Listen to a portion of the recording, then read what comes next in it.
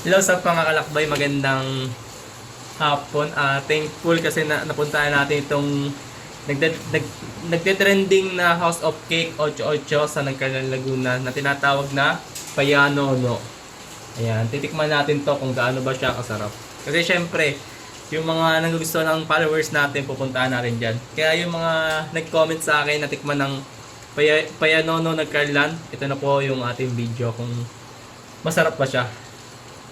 Titikman lang natin. Almost 120 pieces slice siya sa halagang 265 pesos. Ayun, ganyan kalaki. Okay. Malasa siya mga kalapag. Malasa. Malasa din. Okay siya mga kalakbay sa mga hindi mahilig sa matamis. Kasi yung tamis niya hindi siya ganun katamis. Tapos yung pagkatinapay niya, quality sa kalasa ko. Sa mga gusto makatikim nito, available din sa mga parada ko to. Payanono ng Nagcarlan, Laguna na sa mismong store tayo kumuha.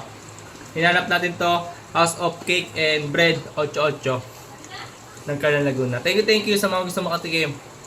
Please comment. Ayan, ako na bahala sa deliver. PM. Thank you.